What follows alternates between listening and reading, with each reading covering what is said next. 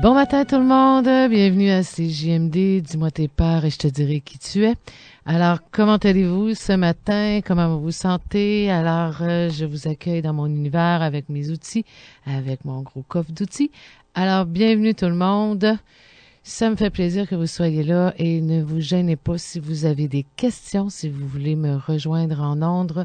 Vous pouvez me téléphoner au 88 évidemment 903-5969 ou vous pouvez aller aussi sur mon cellulaire qui est le 580-7526 ou encore vous pouvez m'écrire via Facebook et je vais vous répondre. Ça va me faire un très grand plaisir. Alors aujourd'hui, à mon émission Dis-moi tes peurs et je te dirai qui tu es, je reçois, j'espère que la ligne téléphonique va fonctionner, je reçois Cécile Alexandre, une femme, une Européenne évidemment, qui habite en France et qui a souffert pendant plusieurs années de grands TOC, vraiment de troubles d'obsession. Donc, une obsession, parce que le TOC, qu'est-ce que ça veut dire? C'est trouble obsessif compulsif.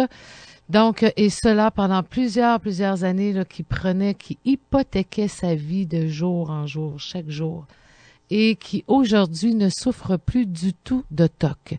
Donc, c'est pas comme un peu, c'est vraiment un espoir pour des personnes qui chaque jour sont aux prises avec troubles d'obsession. Alors, moi également, j'en ai déjà vécu pendant évidemment plusieurs années, moi aussi. Donc, et je n'en souffre plus aujourd'hui. Alors, c'est une preuve qu'on peut vraiment se guérir entièrement de TOC. Il s'agit d'avoir les bons outils. Alors, aujourd'hui, ce que je vais vous transmettre, c'est des connaissances, le pourquoi, comment on fait pour s'en libérer de cette obsession. Donc, encore une fois, des outils et aussi la source, parce que toute peur, toute problématique pour moi a toujours une source dans les émotions. Alors, vous savez que on prend juste en Europe, il y a plus de 10 millions de personnes qui sont diagnostiquées, évidemment, et qui souffrent de TOC, de phobie. Alors, au Canada, on diagnostique environ, on dit qu'environ 750 000 au Canada de personnes qui souffrent de TOC. Donc, c'est quand même, et encore une fois, ceux qui sont diagnostiqués, parce qu'il y a des gens qui ne le sont pas. Il y a des gens qui se battent contre ce trouble sans savoir, qui sont prises avec un TOC. Donc, il y a beaucoup de gens qui ne sont pas diagnostiqués. Il y a des gens qui vont le mettre dans l'alcool. Donc, ils vont essayer de résoudre, essayer d'oublier, essayer de confronter leur obsession avec l'aide de l'alcool, avec l'aide de la drogue. Donc, évidemment, plein d'artifices là, pour comme aller compenser, pour étouffer parce que c'est très souffrant et qui ne sont pas diagnostiqués. Donc, pour moi, oui, 750 000 au Canada, c'est beaucoup, mais je pense qu'il y a beaucoup plus que ça. Alors, comment le TOC? Il y a toutes sortes, il y a toutes formes de TOC. Alors, il y a des personnes qui vont avoir peur de la contamination, donc d'être contaminées, d'attraper comme des maladies. Donc, ils vont éviter de toucher à des choses, à des objets. Il y en a même qui vont se promener avec des gants, etc. Alors, je vais prendre l'appel parce que c'est probablement Cécile. Oui, bonjour, Cécile. Oui? Oui, allô? Oui, Cécile, ça a fonctionné la première fois. Ça a fonctionné. Du premier coup. Yeah! Alors, on a commencé en retard l'émission parce que Willy le matin a un petit peu extensionné, puis ensuite, on voulait vérifier la ligne téléphonique, là, qu'elle soit vraiment fonctionnelle. Alors, comment vas-tu ce matin, Cécile? Eh bien, moi, ça va, très, très bien. Je suis contente de passer à l'émission, encore. Et oui, alors, et ce n'est pas fini, puisque, tu vas revenir, d'après moi, on va le faire en 3 émissions, parce que c'est un sujet qui, quand même, on sait qu'il touche beaucoup de gens, et on va le mettre sous 3 émissions. Alors, écoute, je te laisse, je t'ai présenté, j'ai fait une brève présentation. Et si tu veux bien, je te laisse, débuter, expliquer un peu ton histoire. Je te poserai des questions et je demande aux gens qui écoutent de comprendre que, vu que c'est un appel outre-mer, donc Cécile qui est en Europe, alors il y a comme un petit temps, hein, Cécile, on entend comme Oui. un petit temps, il y a un petit retard, donc c'est tout à fait normal alors d'être un peu plus patient pour au niveau de l'écoute. Alors, comment toi, Cécile, que ça a débuté dans ta vie, puis c'est quelle sorte de TOC que tu vivais? Alors ça a débuté, donc au tout début j'avais des phobies, mais surtout la phobie sociale. Oui. Au départ, j'ai été diagnostiquée une grande phobie sociale, parce que même pour vous contacter, ça a été très difficile au départ. Donc on est à peu près en 2008 à l'époque. Vous contacter par email était assez difficile, parce que je m'étais dit contacter un auteur, oh là là, j'ai jamais fait ça, puis non. Bon, j'ai quand même pris mon courage à deux mains, donc je vous ai contacté. Ensuite, vous m'avez envoyé évidemment je me souviens, les CD. Et ce qui m'a permis, moi, au niveau de la phobie sociale, d'aller un peu plus loin après. Ensuite, oui. Parce qu'ensuite, en 2009, je suis venue vous voir, évidemment. Oui. Donc, il a fallu quand même travailler là-dessus. Mais ce qui avait déclenché mes tocs, surtout, c'est suite, on va dire, à un épisode de ma vie, évidemment. Suite donc à un rendez-vous de psychiatre, c'est-à-dire que pour un dossier, je voulais faire un dossier, alors les Français connaissent, c'est un dossier à la MDPH, c'est la Maison des Personnes Handicapées de l'Hérault, parce que j'habite dans la région Languedoc-Roussillon, et pour obtenir l'AH, donc ça veut dire l'allocation adulte handicapé. Et donc pour avoir une certaine somme pour pouvoir justement me payer une thérapie, pour suivre correctement une thérapie. Et malheureusement, ce monsieur, donc ce psychiatre, m'avait posé une question: est-ce que vous prenez des médicaments? Alors moi je lui ai répondu non, j'en prends pas. Et il m'a dit pourquoi? Je lui ai dit parce que à l'époque j'étais pas trop en accord moi à prendre des médicaments, puisque j'étais plus en accord avec vos outils plutôt que de prendre un médicament, la solution de facilité. Et il m'a dit, très comme ça, il m'a dit, c'est un refus de se soigner. Alors là, moi, j'ai senti une grosse colère me monter, et je l'ai évidemment réprimandé, ce monsieur, et il m'a foutu dehors. Donc lui, vu que toi, tu refusais, que tu voulais pas prendre de médication, pour lui, tu trouvais être pas accessible, tu refusais, tout simplement. Exact. Donc je refusais de guérir. Il m'a dit c'est un refus de se guérir. Ouais. Alors là, ça fait comme une bombe. Donc évidemment, je l'ai repris un peu, et puis il m'a foutu dehors en me disant je ne parle pas avec des gens comme vous. Message reçu, évidemment, puisque je suis partie. Puis moi je me souviens avec ma mère, donc elle me consolait après parce que je pleurais tout le long du chemin. Il a fallu 1 heure de transport pour y aller. Donc je pleurais pendant toute l'heure. Et me dire que c'est foutu, c'est fini, je suis irrécupérable, que même les outils d'intelligence, ça marche pas sur moi. J'étais rendue à ce point-là. Je me dis, mais c'est pas possible, qu'est-ce qui m'arrive? Mais et par la suite, après, comme je n'ai pas géré la colère, évidemment, parce que à cette époque-là, mon corps, je n'en voulais pas. Je voulais habiter les corps des autres plutôt que le mien. Eh bien, j'ai développé petit à petit les tocs. Donc, ça avait commencé par le lavage de dents. Je me lavais anormalement les dents pendant un quart d'heure. Et je fais juste une parenthèse, Cécile. Ce TOC-là a commencé suite à la rencontre avec le psychiatre. Oui, peu de temps après, oui. OK. C'est simple, je suis venue vous voir en mois de mai 2009, ça je me souviens. J'avais rendez-vous avec lui au mois de juin 2009. Alors, est-ce que c'est le fait que vous m'avez inspiré? J'en sais rien, parce que j'ai tellement adoré, moi, notre entrevue, que quand j'étais face à lui, je me dis, lui, il connaît pas le sujet. Et que ça m'avait un petit peu allumé quand même. Ça m'avait un peu énervé. Je me dis, mais c'est quelqu'un qui me dit de prendre des médicaments. Mais moi, j'étais pas d'accord parce que j'avais des outils. Enfin, je commençais, j'étais au début, acquérir vos outils, etc., de les travailler. Alors, à l'époque, je les travaillais, c'est vrai, mentalement. Je les travaillais pas avec le corps. Oui. Aujourd'hui, je comprends mieux pourquoi ça n'a pas trop bien fonctionné. Alors, dans le sens que les outils sont très bons, mais mentalement, oui, mais au niveau du corps, non. Non, parce que je refusais, moi, à l'époque. Mhm. Donc, voilà,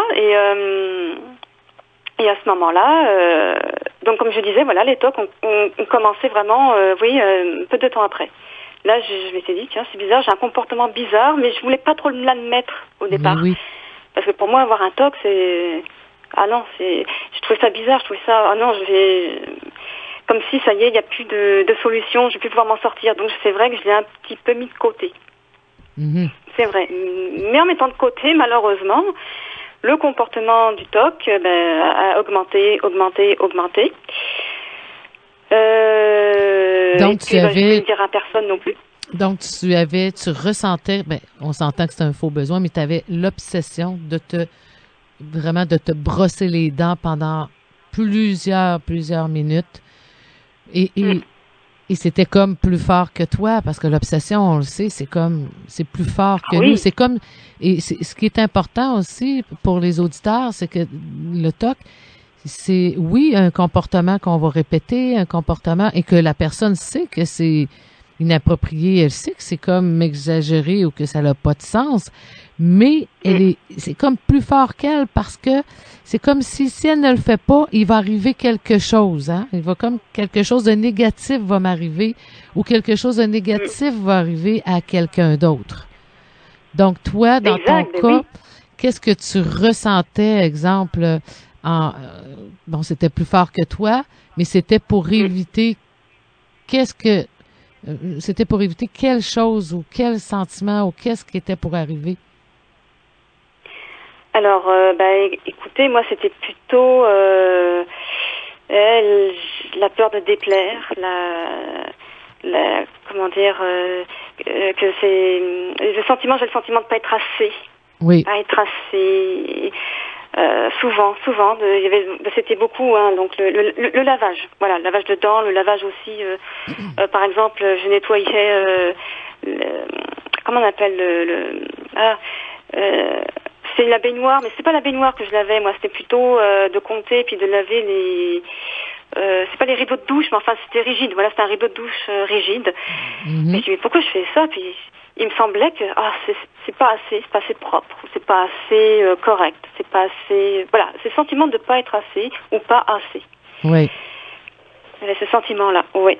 Et ce sentiment avant, oui. Et justement, c'est que les gens pensent que le TOC est en fait une conséquence d'une émotion, d'une grande émotion non gérée qui est de la culpabilité. Hein? C'est la culpabilité qui est énorme, qui est comme maladive. La personne se sent coupable de tout finalement et de rien parce qu'elle n'a rien fait, mais elle se sent coupable et responsable. Donc le TOC va entrer dans la vie de la personne. Et le TOC, en fait, vient nous servir, nous aide à comme éviter le sentiment de ne pas être assez. Alors, lorsque je me brosse les dents sans arrêt, lorsque je nettoie n'importe quoi et que je veux que ça soit parfait, parce que je fais une parenthèse, moi, c'était de nettoyer, je reculais le poêle, le frigidaire et je nettoyais. Tout devait toujours être comme neuf. Alors, pour éviter le sentiment que j'étais pas assez, tout comme toi. Alors, c'est obsessif parce que ce sentiment-là, lorsqu'on est dans le TOC, eh bien, on l'évite. On l'évite par l'obsession, par les gestes. Donc, comme toi, le sentiment de ne pas être assez parce que le psychiatre, lorsque tu es allé le rencontrer, a soulevé en toi, a réveillé en toi ce sentiment-là, parce que ça répète quelqu'un, une autre personne, elle n'aurait pas développé, mais toi, tu t'es probablement jugé et tu t'es critiqué, condamné et... Oh là là, oui. Et la honte aussi, d'être dans les états phobiques aussi, j'avais cette honte aussi. Et la honte aussi d'aller demander un dossier handicapé. Alors là, c'est vrai qu'à l'époque, j'avais jamais accepté. Oui. C'est pas vrai, je suis pas handicapée, c'est pas vrai, je l'admettais pas, j'avais du mal à l'admettre. Ouais. Donc tout ça a fait que, et derrière, en plus en dessous, c'est la honte, mais toxique, évidemment, qui est là, qui qui veut pas que je m'accepte comme je suis, qui veut pas que j'accepte aussi de vivre des phobies ou des peurs et des choses comme ça. Donc c'était très très très, oui, ça m'a vraiment, ça fait comme la bombe là. Et là c'était vraiment l'élément déclencheur. Exactement. Parce que c'est très souffrant pour les gens qui écoutent l'émission ce matin et qui en souffrent. Je sais, pour toi aussi, tu l'as vécu, on l'a vécu toutes les deux, et c'est très souffrant, c'est prenant, c'est à la journée longue, là. Le mot le dit, hein, c'est une obsession, donc ça n'arrête pas. Oui. C'est continuellement comme ça. Ah, mais exactement, oui. Et tant et aussi longtemps que parce que c'est sûr, j'ai du mal à gérer, parce que comme je le disais, mon corps, j'en voulais pas. Un deuxième arrive. Suite, alors soit ça peut être suite aussi à une colère qu'on ressent. Ça peut être une dispute aussi, quand on se dispute, ça y est, un TOC vient de se créer. Ou ça peut être aussi, je me rappelle, une pensée. La pensée m'a créé un TOC. Comme une pensée, par exemple, je me souviens, là, j'avais d'ailleurs honte de cette pensée quand j'ai travaillé dessus. C'était que j'avais trouvé un des collègues à mon père assez séduisant pour ses 50 ans. Et là, je dis, et là, mon mental me disait, mais t'as pas honte de penser ça? Mais franchement, il est marié. Et là, je me sentais mal à l'aise et ça y est, un TOC. et quel TOC que tu avais eu à ce moment-là? Eh bien, j'avais eu le TOC des poubelles. Parce que quand j'ai travaillé là-dessus, c'était la première situation qui m'est montée à l'esprit. Je dis, ah oui, c'est vrai, j'avais cette pensée-là. Eh oui. Et c'est comme si je voulais la jeter, cette pensée. OK. Que je voulais la mettre à la poubelle. Donc, forcément, de garder les objets, tout ça. Avoir peur de jeter tout à la poubelle. Même un cheveu me tombait par terre, il fallait absolument que je le cherche parce que sinon, c'était la panique. J'étais assez prise là-dedans aussi. Et il y avait aussi, parce qu'il y avait plusieurs, j'avais cette pensée-là, puis aussi, je me voyais comme un déchet. C'est-à-dire, je me voyais comme une personne sans valeur, en plus. Oui. Une personne qui n'avait pas de valeur, qui avait rien. Et moi, pour excuser justement, parce que ça, j'étais aussi très bonne là-dessus, d'excuser ce que je vivais, je me disais, mais moi je comprends pas les autres qui jettent leurs poubelles. Moi, j'ai une sensibilité écologique. J'ai réussi à me faire croire que j'avais une sensibilité écologique. Ah parce oui. que je ne jetais pas mes poubelles. Oui, pour éviter de voir que, regarde ton comportement. Regarde, tu tasses les poubelles, tu les entasses. Et je voulais pas le voir, hein, et j'ai dû m'y reprendre à plusieurs fois pour me dire, regarde, ça va pas, c'est pas pas normal. Donc j'avais quand même réussi à m'inventer une petite histoire d'écologie. Et oui. Et là, je m'étais... Oui? Oui. Et si on reprend, parce que je trouve ça tellement intéressant, parce que en plus, tu l'expliques très bien, Cécile, parce que les gens vont comprendre la source, dans tes exemples, dans ton vécu, vont comprendre la source de leur TOC, comment le TOC prend racine. Donc, tu vois, tu trouves le collègue de ton père, tu le trouves qu'il paraît bien pour ses 50 ans, et c'est correct. On va prendre une autre personne et qui cette personne-là ne se rejette pas, ne se critique pas et, a quand même une bonne estime d'elle-même. Elle va accepter qu'elle trouve beau le collègue de son père. Et toi, tu te mets à te juger, à te dire, voyons, comment ça, puis je suis pas supposée, et à trouver ça comme dégueulasse, hein, et que tu veux jeter, et que tu veux jeter cette pensée-là à la poubelle, et tu te mets, et tu te mets à ramasser les poubelles, les déchets. Donc, et explique-nous le lien. Qu'est-ce que, tu veux, comme tu repousses, tu veux jeter ta pensée et tu te mets à ramasser les déchets. Oui. J'aimerais que, parce que je sais que les gens qui écoutent aimeraient comprendre le lien. Pourquoi que tu voulais pas jeter? Qu'est-ce que pour toi, ça te... parce qu'on sait que ça te sécurisait. Et de jeter, qu'est-ce que ça faisait comme peur? Eh bien, c'est aussi d'éviter d'être réprimandée aussi.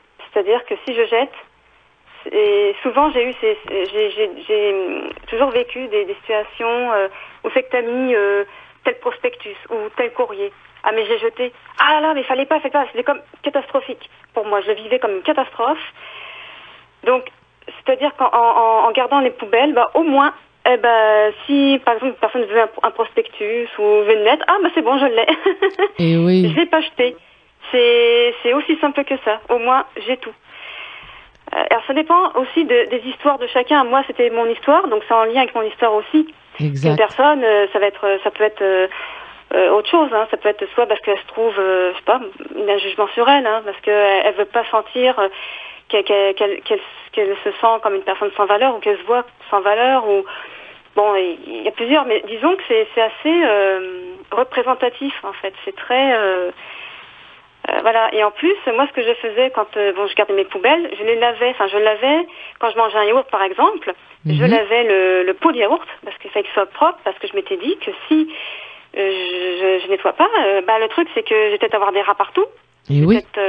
Des rats, des fourmis, exact, des insectes. Ah ouais.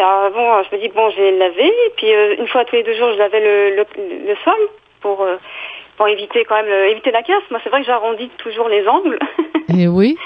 Donc oui, et c'est vrai j'ai réussi comme ça. Et ça a duré combien de temps cette forme de toc-là de toc-là? Oui. Alors, ça avait commencé, je me souviens, en juillet 2011 et j'avais fini en avril 2012. Bon. Mais définitivement. Hein. Là, après, j'ai pu... j'étais contente. C'est bon, j'ai jeté. J'avais le plaisir de jeter après. Et oui. Et oui. Et oui. Et de changer de matériel et tout ça. Ah oui, là, la vie, elle est complètement différente. Ah là, oh là là, super, je jette une poubelle. J'aurais applaudi toute seule tellement j'étais contente. Hein. Mais oui, parce que c'est une forme de liberté que tu allais chercher. Ah forcément. Mais c'est pas une réussite. Enfin, disons, la réussite ne se trouve pas finalement dans jeter une poubelle. C'est que j'ai réussi à gérer l'émotion derrière. C'est ma véritable chose. C'est la véritable réussite. J'ai trouvé ça super bon. Puis ça donne en plus un sentiment de confiance en soi. Et surtout, ce qui est important, l'autonomie, parce que je suis capable maintenant, seule. J'ai plus besoin, par exemple, d'un psychologue ou d'une thérapeute. Je peux le faire seule parce que voilà. Parce que des fois, je suis testée aussi. Parce que le mental, il est malin, puis il aime bien jouer avec moi de temps en temps. C'est que de temps en temps, il me dit « Oh, tu en fait, t'as oublié de vérifier telle chose. » Ah ouais, je dis « Ah oui. Écoute, je te laisse parler, t'as le droit à la parole, mais tu sais, hein, je vais pas les vérifier. Puis même si c'est grand ouvert, ou même si c'est sale, je m'en fiche. Parce que c'est très bien, comme ça. » Exact. Ouais. Donc, c'est vrai, sans mentir, hein, vraiment, ça fait 3 ans que je n'en souffre plus du tout. Mais il y a des tests qui arrivent. Là, le mental aime bien jouer un petit peu. C'est comme, si vous voulez, en français. Hein. À un moment donné, je fais « Ah, comment je peux écrire aujourd'hui ?» Je ne savais plus comment écrire le mot « aujourd'hui ». Le petit test arrive du mental qui aime bien... il aime bien nous titiller un petit peu. Mais ça ne veut pas dire que, ça y est, j'ai rechuté en français. C'est pas ça du tout. C'est que j'ai les outils et c'est vrai que c'est pour tester les outils, voir si j'ai bien compris, si j'ai bien assimilé. J'ai des tests, je les ai passés, réussi. Au niveau des tocs, c'est bon. Je suis vraiment... Oui, là, je suis bon. Donc, et quelquefois aussi, lorsque ça se présente et que ton mental te dit « Ah, tiens, tu devrais pas jeter... de pas jeter des choses. » Alors, tu dis, comme tu viens de dire, tu as droit à la parole et d'aller voir, est-ce que dans ma journée ou la journée d'avant, est-ce que je me suis critiquée ou est-ce qu'il y a des choses un peu plus fragiles sur moi à laquelle je n'accepte pas et que le TOC est toujours un message, hein? C'est comme la phobie. Oui. Les peurs sont un message, c'est un mécanisme de défense qui vient m'avertir qu'il y a quelque chose que je fais contre moi. Donc, comme la phobie, le TOC est un signal d'alarme qui vient me dire que je ne m'aime pas et combien je me culpabilise, combien je suis toujours dans la grande culpabilité et qu'en fait, je n'accepte pas mes erreurs, je veux pas faire d'erreurs, je veux pas me tromper, je veux pas... En fait, je voudrais être parfait. Donc, quand tu mentionnais tout à l'heure, désolée, quand tu mentionnais tout à l'heure que tu jetais pas les choses au cas où que quelqu'un te dit aurais-tu vu tel prospectus? Ah, tu dis alors voilà, je l'ai. J'aurais besoin d'un petit plat. Ah, je l'ai. Donc, c'était pour te faire sentir toujours à la hauteur. Hein? Oui. Et mais c'est quelque chose qui est impossible parce que sinon on devrait on serait des marionnettes et on devrait garder tout, on devrait jamais faire d'erreur. C'est carrément impossible. Mais on voit très bien dans ton exemple de accumuler. Et comme tu as pu voir, j'ai mis une vidéo qui représente un peu, c'est sûr que c'est bref, mais qui représente un peu le TOC. Et les auditeurs, si vous voulez le voir, je l'ai mis sur ma page Facebook, donc Nathalie Jean. Et vous pourrez voir, ça explique très bien le TOC. Et souvent, moi, les gens qui arrivent dans mon bureau et qui me disent, bon, qu'ils ont des TOC, je suis certaine, parce que j'ai l'expérience depuis tant d'années, mais je suis certaine que c'est des personnes qui ont au moins un des deux parents qui est très perfectionniste. Et à tout coup, ça se retrouve toujours véridique. La personne a un père ou une mère qui est très perfectionniste et exigeant et qui demande toujours comme la perfection et qui n'existe pas, mais qui le demande. Donc, l'enfant va vivre très jeune. Et je fais une parenthèse, j'ai une de mes clientes qui me disait que son père était très exigeant et que lorsqu'elle faisait, exemple, le ménage, ou son père lui disait, bon, tu brises tous les murs avec la balayeuse, puis là, t'as fait un trou là, t'as fait une graphing là. Donc, elle se disait, ben là, moi, je veux plus rien faire parce que tout ce que je fais est toujours pas correct. Et elle s'est mise à développer du TOC, évidemment. Donc, donc, c'était comme une parenthèse que je voulais faire, que derrière le TOC, on retrouve souvent des parents ou un éducateur qui a été très, très, très, très exigeant, donc très perfectionniste et qui a transmis à son enfant, à ses enfants, le souci de la perfection, alors que au lieu de l'acceptation de soi, eh bien, l'enfant enregistre qu'il doit toujours être parfait pour être aimé, donc il ne faut pas qu'il fasse d'erreur. Donc, l'apprentissage, puisqu'on la retrouve dans la difficulté, eh bien, la personne ne veut pas le sentir parce que sinon, ça l'amène tout de suite à la peur de ne pas être aimé, la peur d'être jugé, donc, etc. Et toi, derrière, si tu t'imaginais lorsque tu vivais, exemple, le TOC des déchets, et tu t'imaginais quand tu le vivais de ne pas, de te mettre à jeter les choses, quel sentiment qui montait en toi? Quelle peur, en fait? La peur, c'était... ça y est, j'ai pas... En fait, j'avais la peur de perdre le contrôle. OK. Parce que après, j'avais c'est comme poster une lettre dans une boîte aux lettres, c'est pareil. C'est commencé à devenir difficile aussi. C'était pareil, c'était pareil, j'ai pas le contrôle. Je peux pas aller le chercher, je peux pas... donc, c'était ça, beaucoup. Voilà, c'était plus fort que moi, je pouvais pas. Je peux pas. Mm-hmm. Parce que si je jette, ouais, mais là, non, c'est comme si, finalement, c'est comme si on est vulnérable. Enfin, j'étais vulnérable, que, il y a plus rien, quoi. Et donc, c'est ce sentiment que j'évitais toujours, tout le temps. Sentiment que j'y peux rien, que par exemple, plaire à quelqu'un, s'il ne m'aime pas, mais moi, j'y peux rien. Et c'est ça, c'est le même sentiment. Moi, je ressens en tout cas le même sentiment. Si je veux plaire à une personne qui ne m'aime pas, je vais sentir comme une grande limite, si vous voulez, qui est que je peux rien. J'aurais beau me batailler, mais j'y peux rien. La personne ne m'aime pas, m'aime pas, et qu'est-ce que je vais faire? Me teindre les cheveux pour voilà, c'est faire des choses pour lui plaire, mais ça sert à rien parce que j'ai pas le contrôle là-dessus. Puis la personne, si elle a décidé de pas m'aimer, elle a décidé. Moi, j'y peux rien. Exactement. Là, c'est pareil. Une poubelle, c'est dans une poubelle.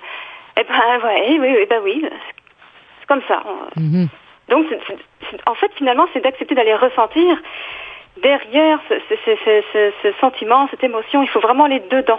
Oui. Parce que quand je regarde, moi, par exemple, même tout ce que j'ai eu, et ensuite tout ce que je regarde à la télévision, sur YouTube surtout, ce que je vois, ce qui me manque, mais c'est les gens, les émotions. Il faut aller dedans.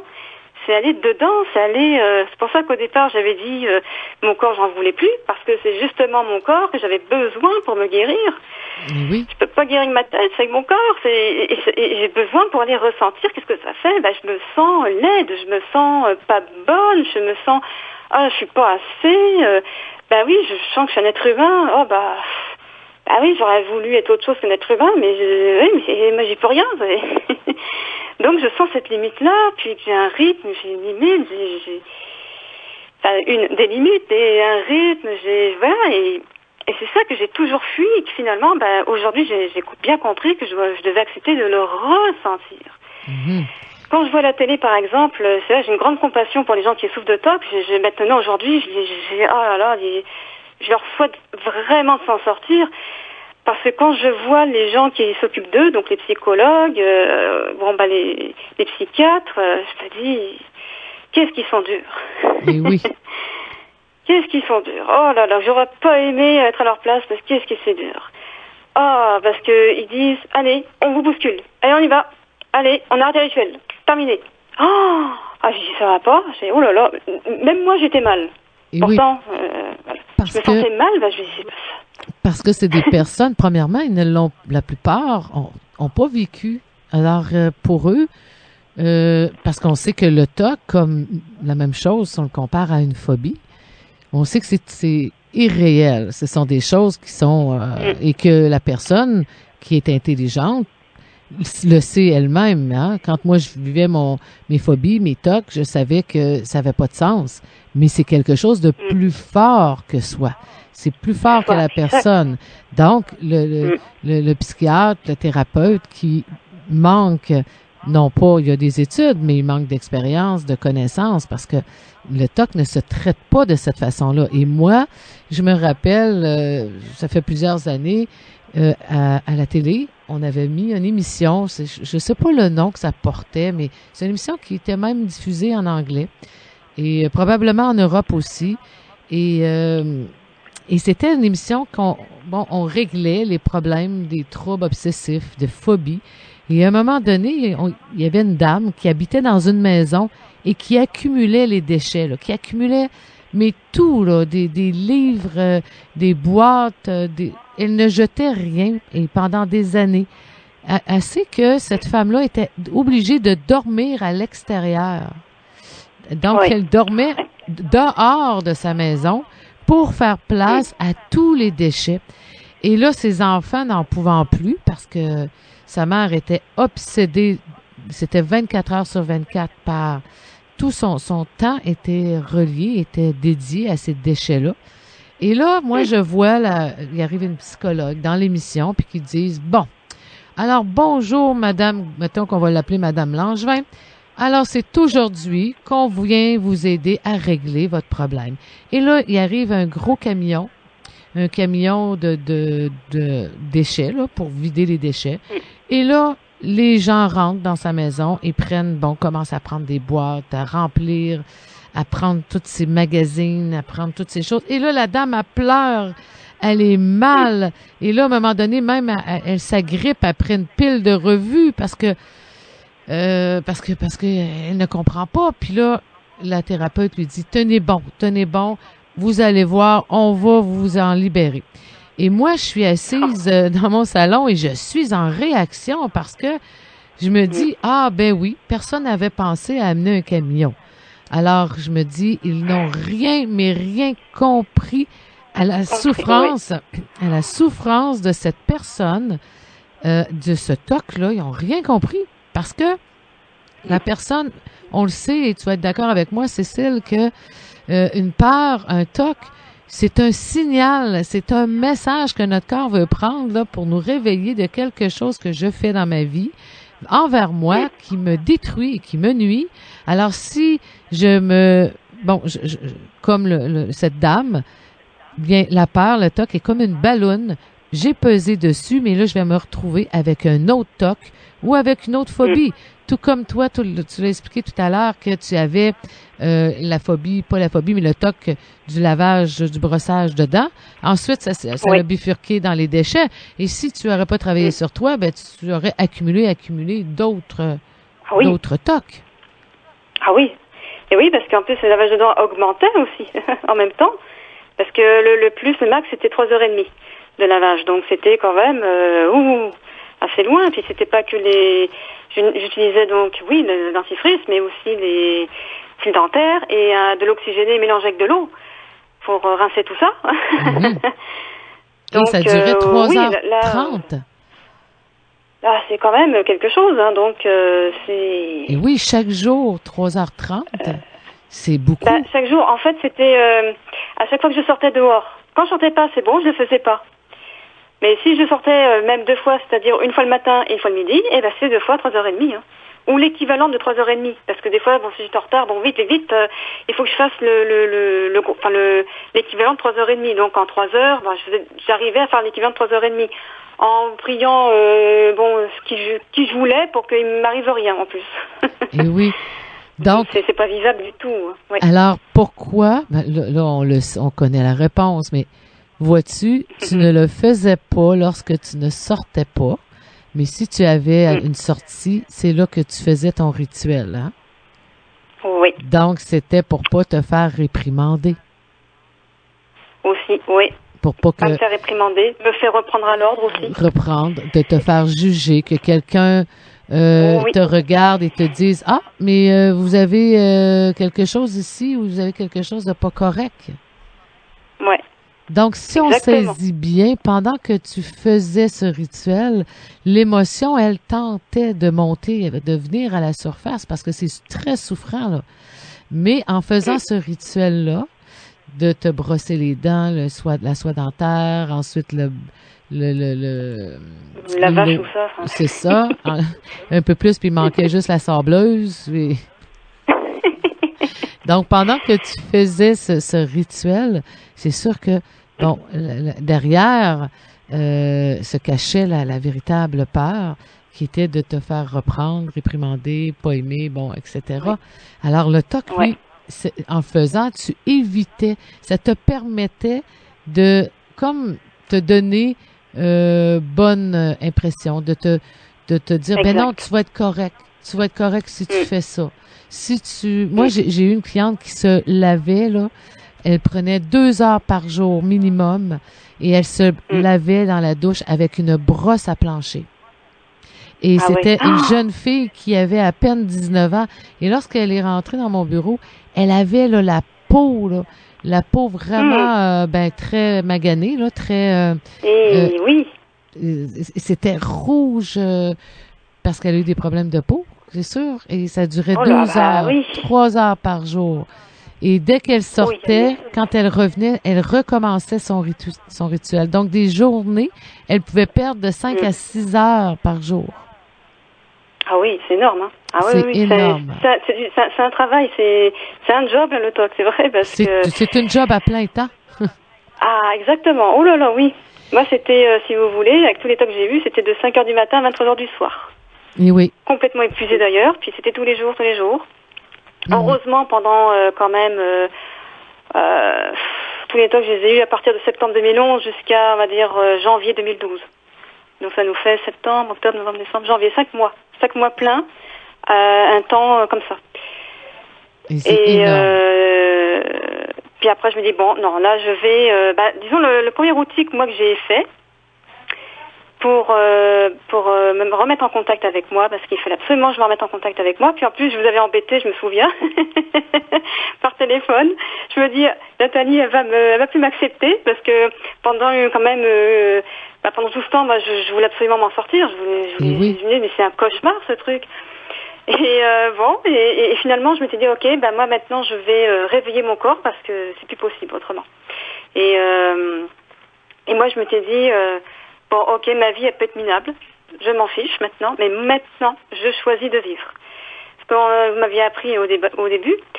Et et je répétais, je le martelais, mais alors jusqu'à temps que mon corps bouge tout seul. Là, j'avais une motivation, je me dis, je vais sentir ce que je veux plus ou ce que j'ai toujours fait, je vais le ressentir. Je vais me mettre en contact parce que c'est plus possible. Une vie comme ça, c'est pas vivable, c'est pas... Là, j'avais vraiment fait le choix, j'ai dit non, stop, ça suffit. Maintenant, je vais me mettre en contact avec mon corps, justement. Et quand je dis, bon, c'est vraiment mon corps maintenant. Et depuis, février, je vais même téléphoner, je vous ai dit, j'ai terminé, je ne vérifie plus du tout la boîte aux lettres, parce que je vérifiais aussi la boîte aux lettres, je la comptais. Je faisais ça 1 heure, 4 fois par jour. Donc, eh bien, quand j'avais décidé que c'était terminé, je ne le faisais plus du tout. C'est-à-dire que j'avais même pas besoin de TCC, hein. Je faisais plus parce que j'étais en contact avec l'émotion que je m'obligeais. Et quand j'avais travaillé, non pas le TOC, j'avais travaillé sur l'obligation. Parce que quand je vois les émissions, ils travaillent sur le TOC. Ils disent, regardez, je vous montre comment on fait pour se laver les mains, à votre tour. Je vais, oui, mais bien sûr.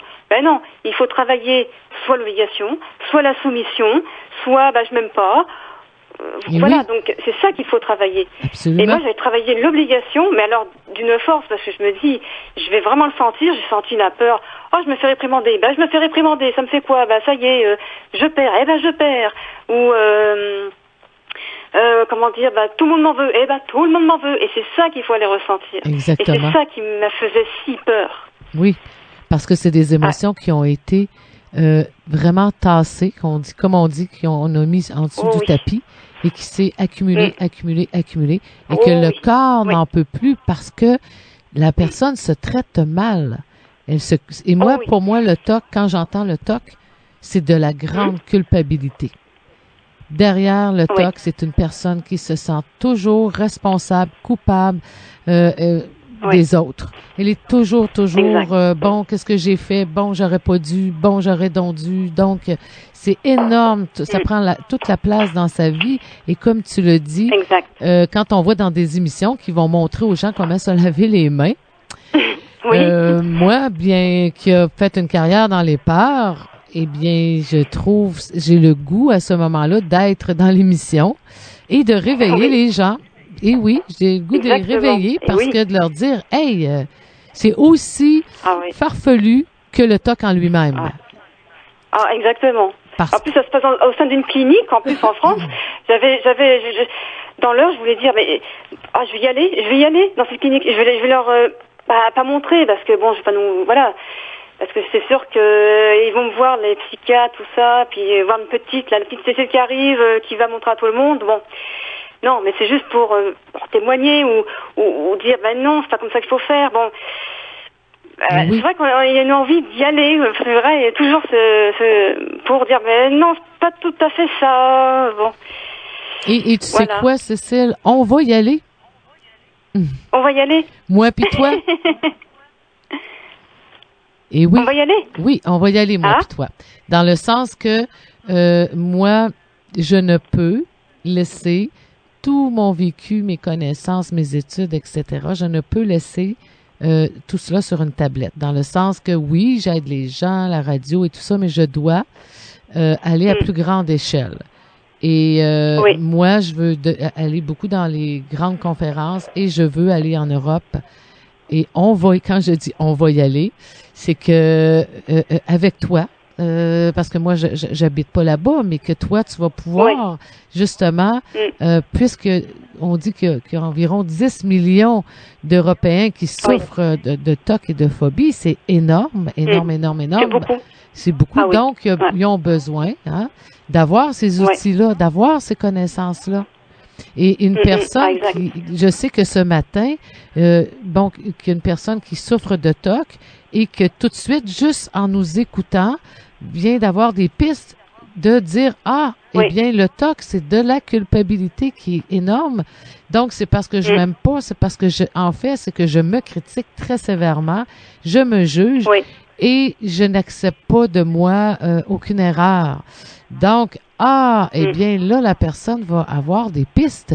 Au lieu d'aller apprendre à comment se laver les mains, d'apprendre à bien ranger, ce qui donne absolument rien ou rien du tout. Rien du tout. Il y a des gens, moi j'ai une personne qui avait peur d'attraper des maladies et son thérapeute lui a dit, bien voici, nous allons aller ensemble dans un hôpital et on va s'asseoir dans la salle d'attente et puis les personnes pourraient être en contact avec les maladies. Et tu te laveras pas les mains et tu vas rester comme ça. Donc, on s'entend bien que c'est pas la cause. Oui, non, mais non, pas du tout. Bah non. Ah bah c'est tenez, je vous donne un virus. Non, mais bien sûr. Et non, c'est pas. Non, mais des fois, c'est quand même cocasse, c'est quand même amusant. Des fois. Oui, c'est quand même. C'est drôle parce que. C'est drôle, ouais. Parce que c'est tellement pas ça, hein. Bon, les personnes vont finir par se convaincre. Vont comme forcer, exemple, si la personne, doit se laver les mains pendant, il y en a qui ça va jusqu'à 150 fois, 300 fois, 1000 fois, et là, la personne va se forcer en se lavant pas les mains. Mais là, c'est un combat, là. C'est un combat contre le messager qui essaie de livrer son message et la personne combat le messager. C'est comme si, admettons, ça cogne à la porte et on reçoit un télégramme. Mais la personne ne veut pas le télégramme. Et là, elle pousse la porte. Et le messager pousse la porte. Puis la personne pousse de l'autre bord. Et les deux poussent. Donc, veut pas. Ah oui. Parce qu'il y a un combat. Et la personne ne reçoit pas le message. Mais à un moment donné, le messager, à force de pousser, est tombé sur le dos. Et va se relever un jour, mais il est tombé sur le dos. Et là, la personne n'a toujours pas le message. Elle pense qu'elle a gagné, mais non, parce que le message, elle ne l'a pas reçu. Alors, le TOC est un messager qui vient vous dire « Wow, vous avez des choses. » En fait, c'est d'apprendre à s'aimer. C'est que toute personne qui souffre de TOC, ce sont des gens qui ne s'aiment pas, mais pas du tout. N'est-ce pas? Et moi, je vais devoir y aller. Oui, et oui. Hein? Voilà, mais bon, je serais bien resté longtemps, mais là, je vais y aller. Mais par contre, si vous m'acceptez la semaine prochaine, je serai la semaine prochaine. Alors moi, oui, parce que comme je le mentionnais, on va en faire, on va l'échelonner sur probablement 2 autres. On verra. Mais la semaine prochaine, ça va aller à l'autre semaine, parce que la semaine prochaine, je prends une vacance que j'ai besoin parce que j'ai beaucoup de travail. Alors, je prends un petit arrêt la semaine prochaine. De vacances et je reviens l'autre semaine suivante. Eh ben ok, ce sera bon pour la semaine suivante, il n'y a pas de souci. Oui, alors c'est ça, je t'embrasse et puis merci de ta grande générosité de partager, vois-tu, pour moi c'est une preuve que tu es vraiment guéri parce que tu es capable d'en parler et de partager aux autres puis je me sens très enthousiaste aussi, puis aussi je suis très très fan déjà de la façon dont vous enseignez, puis aussi des outils. Je suis toujours dessus, de toute façon, toujours en train de peaufiner tout ça, donc moi je suis toujours à fond dedans, donc c'est pour ça que moi j'y vais, je me lance, puis quand même grâce à vous aussi, donc moi je vous remercie beaucoup, parce que c'est quand même, là j'ai quand même une meilleure vie quand même, et ça c'est sûr. Et c'est le but. Ah oui. Merci à toi. Alors, on se dit dans 2 semaines, Cécile. Dans 2 semaines. Allez, à bientôt. Au revoir. Merci. Au revoir. Voilà. Alors, c'était Cécile Alexandre, une personne qui a souffert, comme vous avez pu voir, de TOC qui était quand même assez sévère et qui durait, c'était jour après jour et qui aujourd'hui n'en souffre plus. Alors, vous avez une preuve, parce que c'est pas un martien, c'est une personne humaine, et qui a su appliquer des outils, qui a été capable d'aller directement dans ses vraies peurs. Lorsqu'on parle de peur de TOC, c'est que, si on y va au niveau de la science, on va vraiment mentionner, c'est la sérotonine, on va parler de plein de facteurs. Mais pour moi, qui a vécu j'ai passé ma vie, comme vous le savez, ceux qui me connaissent, j'ai passé une partie de ma vie dans les peurs, dans le TOC. Eh bien, moi, je peux vous dire que le TOC prend sa source dans la grande culpabilité. C'est que je me sens coupable et je ne gère pas cette culpabilité, là, elle est devenue comme une forme, comme maladive. C'est qu'à tous les jours, je me sens toujours coupable. Coupable de ne pas avoir dit quelque chose. Coupable d'avoir dit des choses. Coupable de ne pas avoir fait ça. Coupable de l'avoir fait. Coupable de qu'est-ce que j'aurais dû faire, pas dû faire, etc. Donc, c'est, à la journée, ça devient obsessif. C'est comme une tourniquette sans fin. Et on plonge toujours, on est toujours dans cette culpabilité-là.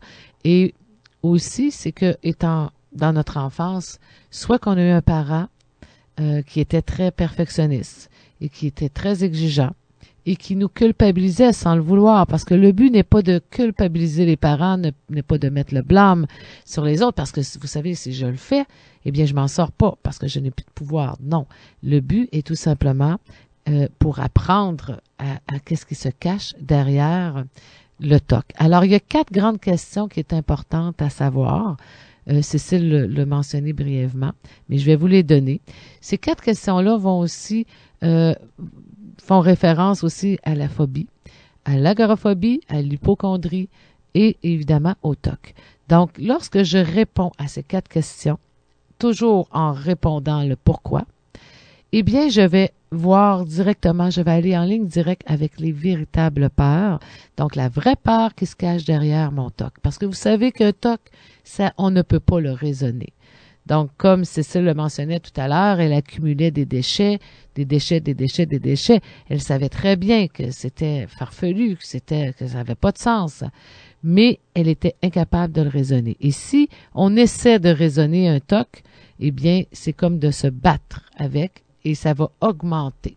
Alors, je ne vous conseille pas du tout de vous battre avec le TOC, mais plutôt d'aller répondre aux 4 questions qui se cachent, qui vont trouver, en fait, qui vont vous donner la véritable réponse. Alors, la première, c'est à quoi et à qui, donc à des personnes ou à des choses, à quoi et à qui je me soumets. Donc, la soumission, c'est plus fort que soi. C'est vraiment quelque chose que, comme par exemple, c'est plus fort que moi, je dois chaque jour appeler ma mère. C'est plus fort que moi, je dois toujours dire oui pour pas déplaire. Et vous répondez pourquoi? Ben parce que j'ai peur de ne plus être aimé. J'ai peur d'être critiqué. Alors vous voyez que le pourquoi va se faire sortir de vous la véritable réponse. Ensuite, à quoi et à qui je m'oblige. L'obligation, elle, la différence entre l'obligation et la soumission, c'est que l'obligation, c'est que je le sens que ça me tente pas, mais je m'oblige, ça me tente pas, mais bon, je vais rendre service à ma voisine. Ah, ça me tente pas. Pourquoi? Ben parce que sinon, elle m'aimera plus, elle me parlera plus. Donc, on voit que on le fait pour éviter. Donc, je vais me soumettre pour éviter, je vais m'obliger pour éviter. Et la différence, parce qu'il y a des personnes qui me disent, ouais, mais Nathalie, quand même, il faut en faire des choses. Alors, il y a une différence entre l'obligation, la soumission et la responsabilité. La notion de responsabilité, c'est comme le mot le dit, je suis responsable de.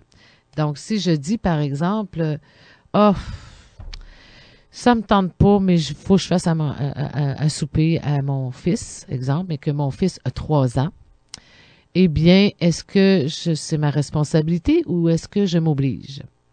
Eh bien, à 3 ans, c'est ma responsabilité parce que mon garçon de 3 ans ne peut se faire lui-même son propre repas. Par contre, si mon fils a 24 ans, et que je dis, je dois faire le souper à mon garçon, eh bien là, c'est une obligation. Alors, la différence, c'est que ma responsabilité, c'est comme, c'est une fierté, c'est un choix. J'ai eu des enfants, donc j'ai une responsabilité. J'ai le choix, encore là, je choisis de me faire vivre, donc je vais travailler, c'est une responsabilité. Alors que l'obligation, la soumission, elle, je le fais toujours par peur de ne pas être aimé, par peur d'être jugé, par peur d'être rejeté, par peur d'être critiqué. Donc, celles-là ne sont pas nécessaires et elles m'empêchent de confronter mes peurs parce que si je m'oblige à dire oui à tout le monde, eh bien, je vais venir avec, oui, des formes de TOC, avec des formes de phobie et je vais venir mal en point, en perte d'énergie, parce que je m'oblige ou je me soumets. Et si la personne dit, OK, maintenant, je prends le risque, je vais dire non à partir de maintenant. eh bien, elle va confronter sa vraie peur. Et oui, la vraie peur va monter. Qui est quoi? Ben, la peur de déplaire et la peur de ne pas être aimé. Mais c'est justement celle-là que la personne doit confronter et non pas le TOC en lui-même. Parce que le TOC est une symbolique d'émotion que je n'ai pas gérée. Alors, et je vais revenir avec la symbolique du TOC après vous avoir donné les deux autres questions. Alors, la troisième, c'est qu'est-ce que je banalise? Qu'est-ce que je fais? Je me fais à croire que ça me dérange pas. Donc, exemple, je me fais à croire que c'est pas grave que les gens arrivent chez nous à n'importe quelle heure. C'est pas grave que j'aide, que je rends service. C'est pas grave même si les gens brisent mes choses. Je suis pas matérialiste. Donc, vous voyez, c'est des choses comme ça qu'on banalise. On fait semblant que ça nous dérange pas, mais qu'en fait, ça nous dérange. Mais c'est pour, encore là, c'est pour être aimé, pas être jugé, être tellement une bonne personne, être admiré, etc., etc. Donc, quand on se pose la question, pourquoi? Eh bien, parce que je veux être admiré.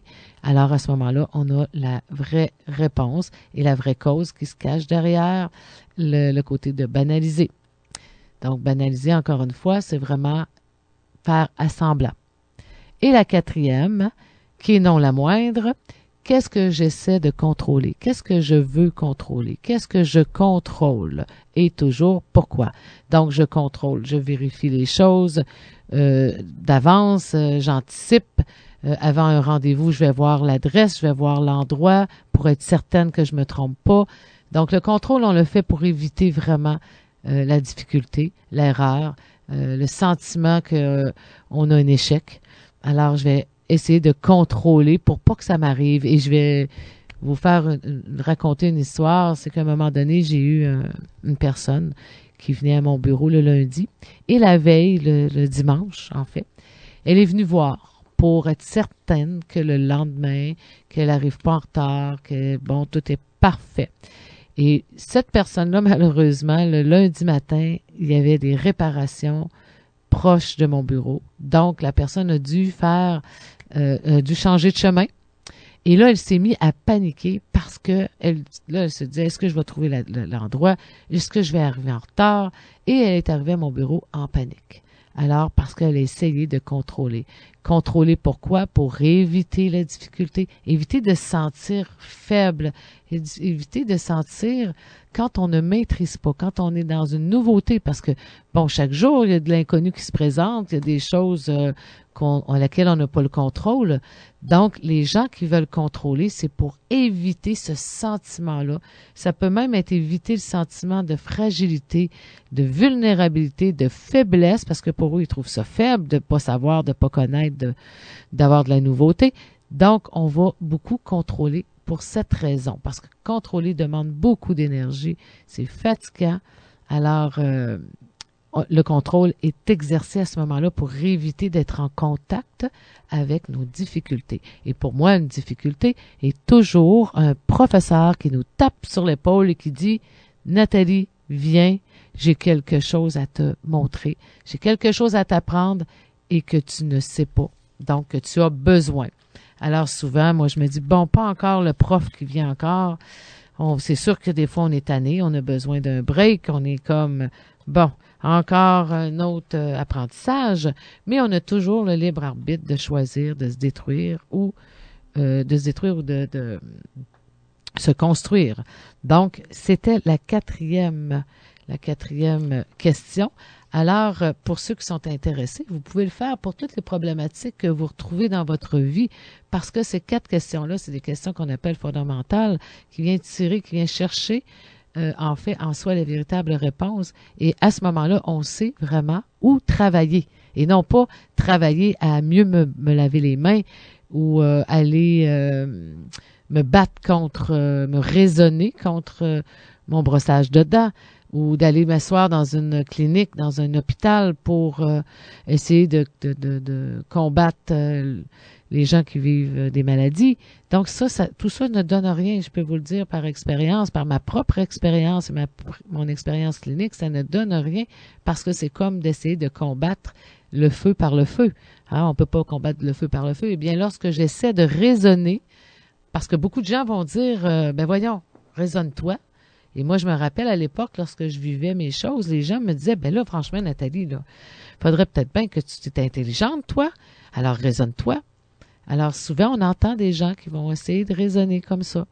Mais non, ça ne fonctionne pas parce que le TOC est la conséquence d'une émotion qui est rendue très grande, un sujet dans ma vie qui est important et que je n'ai pas géré, que je n'ai pas fait face, à laquelle je suis soumis, à laquelle j'essaie de contrôler, à laquelle j'essaie de m'obliger et à laquelle j'essaie de banaliser. Donc, vous comprenez la raison pour laquelle les 4 questions vont faire sortir de vous les véritables réponses. Et je fais une parenthèse. J'aimerais, si ça vous tente, vous pouvez me téléphoner, me livrer vos commentaires, me poser des questions. Donc, vous pouvez me téléphoner au 88-903-5969 ou encore, je suis directement sur ma page Facebook. Si vous avez des questions, vous pouvez m'écrire sur ma page et je vais le voir live, donc je vais pouvoir vous répondre directement. Alors, je retourne aux 4 questions. Ce qui est important, c'est vraiment de prendre le temps de répondre à ces questions-là et vous allez voir tout ce qui va sortir de ça. Ça va être vraiment les choses à laquelle vous allez aller travailler. Alors, je vais prendre... Bon, alors j'ai réussi. Alors, bonjour, de retour à CJMD Lévis. Dis-moi tes paroles, je te dirai qui tu es. Alors, juste avant la pause, pour ceux qui viennent de prendre, qui arrivent à l'écoute, nous parlons aujourd'hui de TOC, donc le trouble obsessif-compulsif. Comment on fait pour se libérer? On a eu une personne juste avant qui est venue nous parler de comment elle ne souffre plus aujourd'hui de TOC et elle vivait des gros TOC quand même assez sévères qui, je dirais que sa vie était handicapée par ces TOC. Et aujourd'hui, elle est complètement libre. Vous avez pu voir ceux qui ont écouté le témoignage et ceux qui aimeraient écouter le début de l'émission ou encore écouter mes autres émissions. Désolée, vous pouvez aller sur ma page Facebook et faire un retour en arrière et écouter les émissions puisque je les ai mis et vous pouvez les écouter en rediffusion. Ou ceux qui sont de l'extérieur, parce qu'on sait que la station ne rejoint pas au niveau de l'antenne, vous pouvez l'écouter sur le web, donc le 969fm.ca.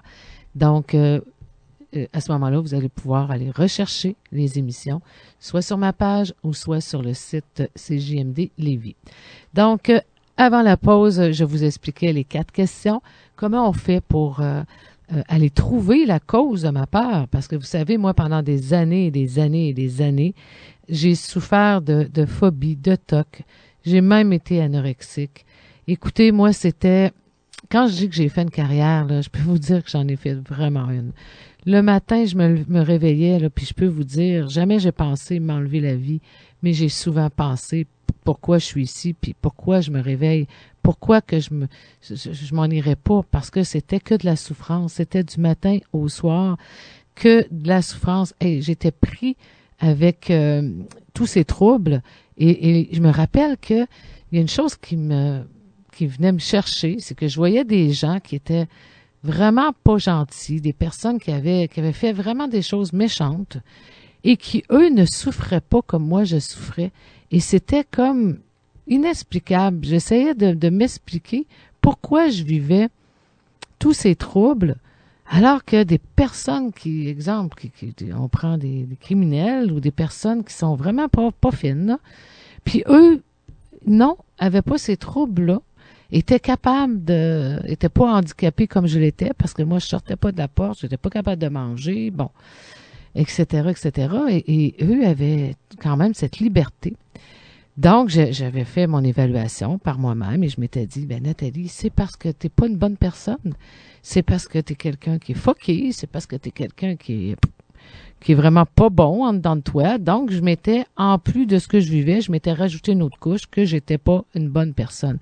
Et lorsque je rencontrais des gens qui me disaient, toi, t'as tellement une belle âme, ou toi, t'as tellement si, et je me disais, ils sont complètement fous parce que je suis tellement mal. Alors, si j'étais si belle que ça, ben, je serais pas mal comme ça. Mais j'avais pas saisi, j'avais pas compris que, en fait, j'étais c'était moi qui ne m'aimais pas. C'était moi qui me jugeais, qui me condamnais, qui me critiquais la journée longue, qui en fait n'acceptait pas mes erreurs. Je voulais toujours être à la hauteur de tout. Donc, j'étais quelqu'un de très exigeant. Et à ce moment-là, j'ai créé, évidemment, parce que moi, je pense, et je fais pas juste penser, j'en ai aussi, pour moi, la preuve que le TOC, comme je vous mentionnais tout à l'heure, c'est de la grande culpabilité, mais aussi, vous allez vous reconnaître pour ceux qui en vivez, c'est une grande orgueil. Ce sont des personnes qui ont un orgueil très élevé. Donc, l'orgueil très élevé de vouloir être toujours comme parfait. Et je me rappelle que j'ai une sœur qui, on a à peine 1 an, quelques mois de différence, et nos deux, dans nos expériences d'enfants, ma sœur, elle me disait tout le temps, ben Nathalie, c'est pas grave ça. Et moi, j'avais le bras en l'air, non, j'étais pas capable d'admettre, alors que ma sœur était capable, elle, de dire, ben oui, on a fait ça, ben oui. Et moi, je racontais des histoires, je me justifiais parce que c'était comme un déshonneur pour moi d'admettre que je m'étais trompée ou que j'avais volé une feuille ou que j'avais volé un crayon ou que j'avais fait casser un verre. Donc, j'étais toujours en train de me débattre pour me justifier parce que je ne voulais jamais être responsable de quoi que ce soit et surtout, je voulais pas être moins que. Alors, j'avais une grande orgueil, évidemment. Alors, les personnes qui vivent du TOC ont une grande orgueil. Ce sont des gens qui veulent pas admettre, voudraient pas jamais qu'il y ait d'erreur, puis qui voudraient jamais sentir la difficulté, alors que la difficulté fait partie de notre vie. Elle fait partie de tous nos apprentissages, évidemment. Mais la personne ne veut pas. Elle se bat. Donc, à ce moment-là, on le sait très bien que lorsque je veux pratiquer la perfection, eh bien, je m'en vais en ligne directe avec mes imperfections. Alors que lorsque je fais l'inverse, que je vais pratiquer l'imperfection, eh bien, je vais plutôt m'en aller dans la perfection de moi-même. Donc, le fameux TOC qui est tellement souffrant. Et je vais vous énumérer pour vous donner un petit peu d'idées. C'est que la personne, comme je mentionnais tout à l'heure, c'est pas... elle le sait très bien là, que ça n'a pas de sens, mais c'est pas quelque chose qu'on est capable de raisonner. Mais c'est que si la personne ne le fait pas, c'est surtout ça qui est important, c'est que si elle ne le fait pas, il va lui arriver quelque chose de négatif. Donc, c'est ça, c'est cette grande peur qu'on retrouve dans le TOC, c'est la peur que si je fais pas, je me lave pas les mains, là, ben là, je vais attraper un virus. Si je vérifie pas les portes, ben ça y est, je vais me faire voler. Et puis, tout le monde va me dire, mais comment ça, t'as pas barré tes portes? Et si je vérifie pas le poêle, le calorifère, tout ce qui est électrique, eh bien, je peux passer au feu. Et qu'est-ce que les gens vont me dire? Ils vont me dire, mais comment ça que t'as pas barré tes portes ou que t'as pas fermé tes choses électriques? Donc, je le fais pour éviter encore d'être réprimandé, d'être critiqué, d'être rabaissé. Mais la vraie personne que je veux éviter, bien, c'est moi. C'est moi qui me rabaisse, c'est moi qui me critique, c'est moi qui me juge, là. Et c'est pas les autres, mais c'est moi qui me le crée. Donc, si je ne fais pas le rituel, mon rituel obsessif, eh bien, je vais être réprimandée, je vais être coupable.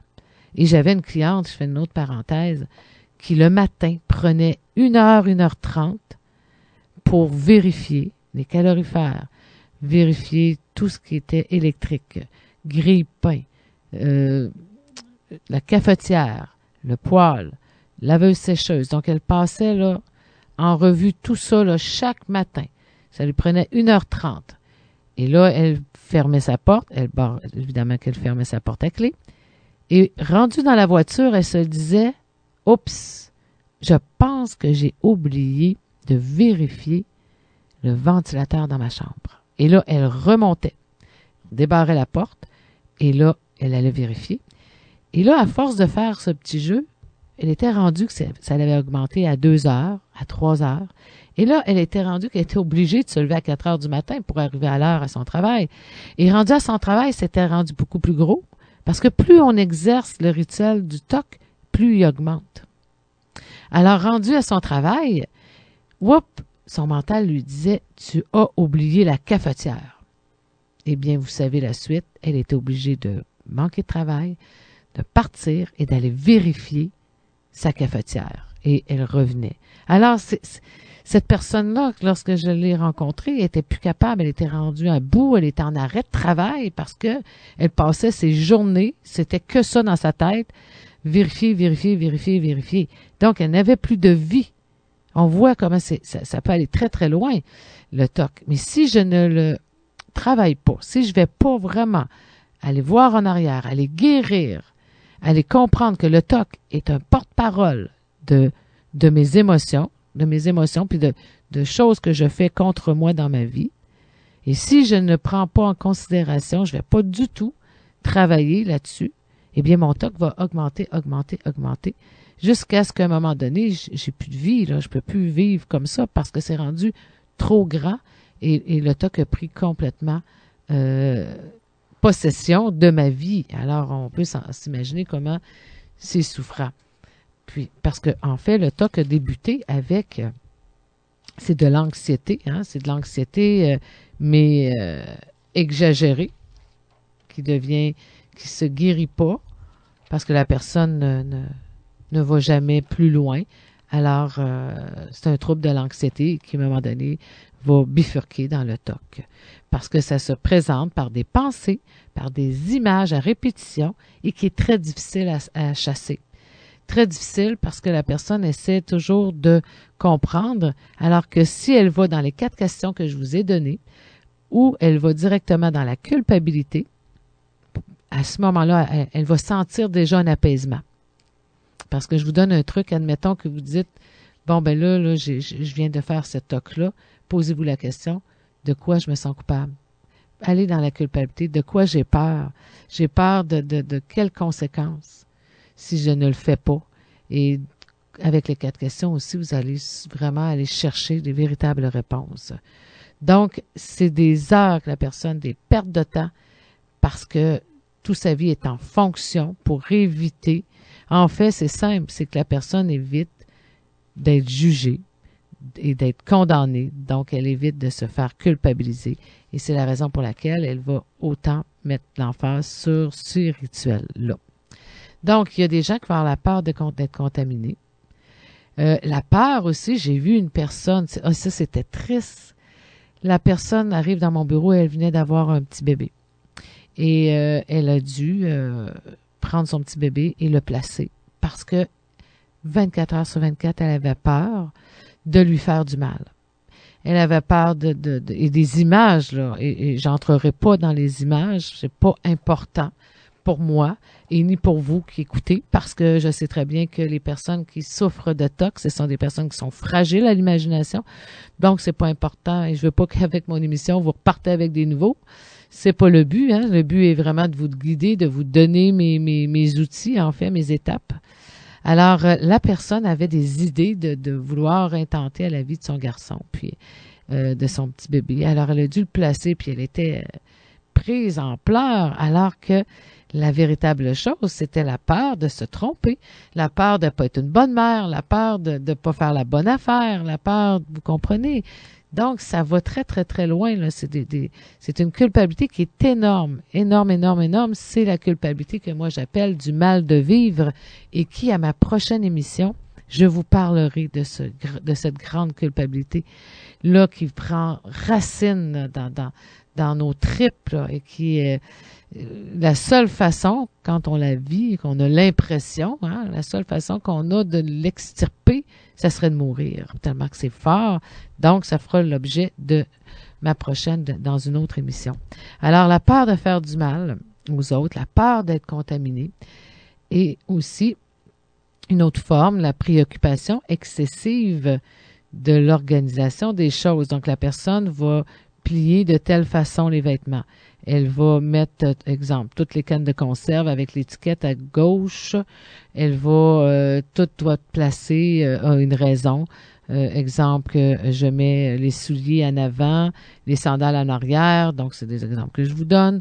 Donc, tout a un sens pour se protéger, comme des personnes qui disent, bon, ben, je me lève le matin, je vais mettre le pied droit avant de mettre le pied gauche, puis là, si elle a mis le pied droit, le pied gauche avant, et là, elle est toute mêlée, il faut qu'elle recommence.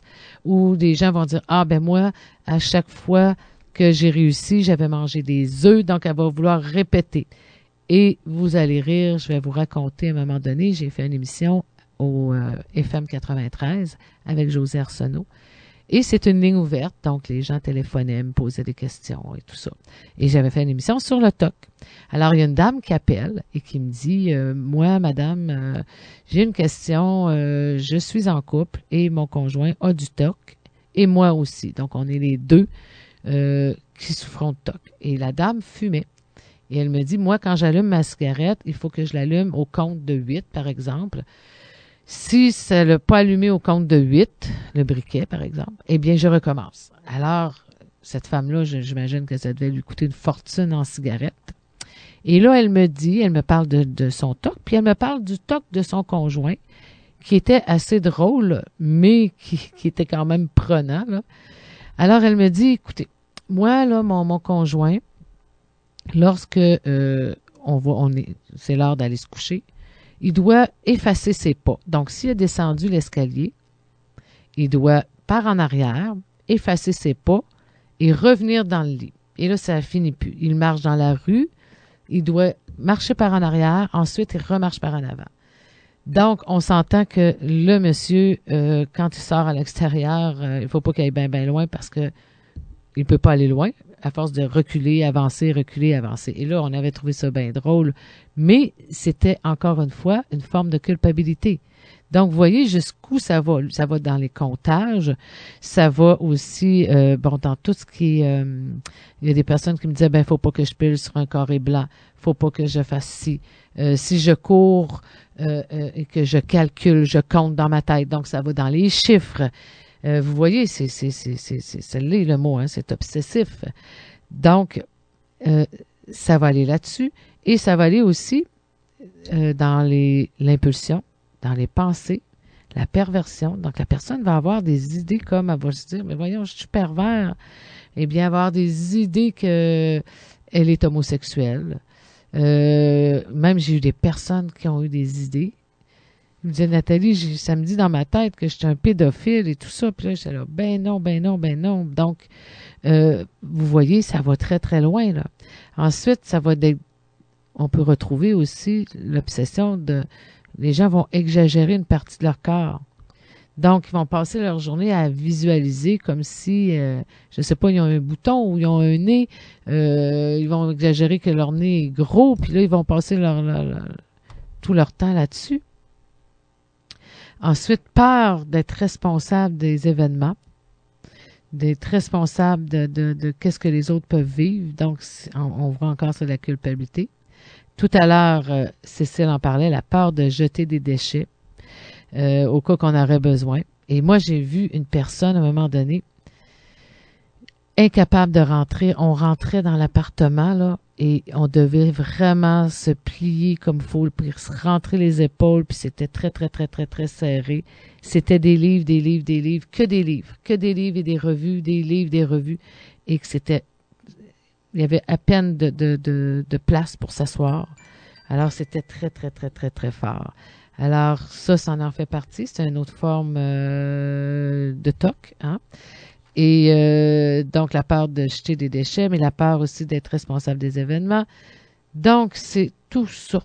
Alors, pour ceux qui m'écoutaient et qui se posent des questions, à savoir, est-ce que je souffre vraiment de TOC? Eh bien, c'est d'être, évidemment, moi, je vous donne des outils, mais c'est d'aller chercher un diagnostic auprès d'un professionnel de la santé. Et aussi, il existe sur le web l'échelle de Yale-Brown, vous allez voir, là, échelle de Yale-Brown. C'est une évaluation de vos symptômes. Donc, qui va venir comme vous donner aussi un degré si vous avez du TOC, là, le degré et aussi si vous en souffrez, etc. Donc, c'est comme, ça vous donne des pistes. Donc, en résumé, pour ce qui est des symptômes et tout ça, on voit toujours que le TOC, c'est fort, c'est puissant.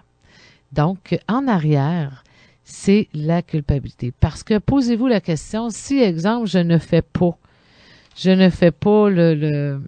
mon obsession, là, je me lave pas les mains, et vous allez plus loin dans le sentier, qu'est-ce que ça fait? Ça va me faire sentir comment? Si, exemple, je vais pas barrer la porte, je barre pas la porte, puis si je me fais voler, je vais me sentir coupable. Si je vais pas, exemple, vérifier tous les circuits électriques, encore là, je vais me sentir coupable, parce que s'il arrive quelque chose. Et si exemple, que je vais pas, je garde toutes mes choses, mais je me mets à acheter tous les déchets, eh bien, si quelqu'un me dit, Nathalie, t'as jeté mon affaire, oh non, je voulais le garder, eh bien, encore une fois, c'est la culpabilité. Mais c'est la culpabilité, comme je vous dis, maladive. C'est la honte. C'est de la honte toxique. C'est un sentiment que je vaux rien, que je suis pas à la hauteur, que c'est toujours de ma faute. Donc, c'est très, très, très, très, très puissant. Donc, avec les 4 questions, en vous posant la question également, si vous ne faites pas ce rituel-là, si vous ne faites pas le geste, qu'est-ce que ça vous fait ressentir? Et vous allez avoir tout de suite dans votre senti la réponse. Donc, ça va venir vous donner vraiment des pistes sur quoi travailler. Alors, la fameuse culpabilité qui est en cause, qui est une culpabilité, comme je vous disais, de mal de vivre, c'est comme si on s'en sort jamais parce que pour plus la sentir, il faudrait que la personne soit parfaite. Donc, comment on fait pour gérer une culpabilité comme ça? Eh bien, comme je vous mentionnais tout à l'heure, c'est ce que je vais vous donner dans des émissions là, du futur. Là. Plus tard, là, je vais vous expliquer comment on fait pour travailler sur cette culpabilité-là. Mais je peux vous dire qu'elle est forte, que c'est une culpabilité qui nous fait sentir jamais correct. Même si la personne n'a rien fait, elle se sent jamais pas à la hauteur, pas bonne. C'est très lourd et c'est très prenant. Puis la personne, peu importe ce qu'elle ferait, elle sent toujours qu'elle réussira jamais de se sortir de cette culpabilité-là. Donc, je reçois à l'instant même des questions que j'ai là, sur Facebook. Donc, il y a une personne qui me dit « Bonjour Nathalie, alors moi, chaque matin, avant de partir ma journée, je dois vraiment tout vérifier si tout est correct avant que je quitte ma maison. Et je dois même, rendu à mon travail, barrer les portes de ma voiture. Donc, oui, comme j'expliquais tout à l'heure, effectivement, de tout vérifier, c'est comme si tu te poses la question, qu'est-ce que ça me fait sentir si je fais pas ça? Donc, demain matin, lorsque tu te fais te lever, tu déjeunes et tu pars ta journée sans vérifier, sans rien vérifier. Donc, même pas barrer tes portes, juste pour vérifier. Allez voir tout de suite qu'est-ce que ça te fait ressentir et la peur va monter, mais la véritable peur va monter. C'est exemple que tu fasses une erreur, que tu te fasses voler ou que le feu a pris chez toi ou qu'il est arrivé quelque chose dans ta maison, dans ton appartement et que là, c'est tout relié face à toi, à cause de toi. Et ensuite, quand on ressent, c'est à cause de moi, c'est d'accepter de sentir ce sentiment-là dans notre corps. Si je sens, moi, c'est à cause de moi, je vais aller sentir dans mon corps où cette émotion-là se retrouve. Donc, je vais le sentir au niveau de mon plexus, je peux vous sentir aussi au niveau de mon cou, et je vais rester en contact avec ce sentiment-là. Parce que, comme vous avez fui ces sentiments-là depuis des années, parce que c'est ça que créé, c'est ce que crée votre TOC. Donc, vous devez rester en contact avec le malaise de l'émotion, avec l'émotion. Et pour y demeurer, vous devez percevoir où se situe l'émotion dans votre corps. Alors, vous allez dire, je me sens comme je disais, dans le sternum, dans le plexus, dans le cou, dans la gorge, et vous restez en contact et vous respirez dedans pour vraiment laisser calmer l'émotion. Donc, pour avoir la réponse que finalement, c'est la peur de se tromper. ou la peur que vous allez vraiment vous faire critiquer, condamner. Donc, vous voyez, dans la question que je viens de recevoir, j'en parlais tout à l'heure, et c'est d'aller aussi avec les 4 questions qui vont vous aider à trouver les véritables réponses. Donc, est-ce que oui, on se guérit du TOC? Oui, je peux, moi, j'en suis une preuve vivante. Et vous avez pu voir aussi tout à l'heure avec Cécile, qui avait du TOC assez élevé et qui n'en souffre plus du tout aujourd'hui. D'ailleurs, cette personne souffrait également de phobie sociale et vous voyez, elle a accepté de parler à la radio. Alors, sa phobie sociale également, donc elle a été travaillée sur les peurs en arrière.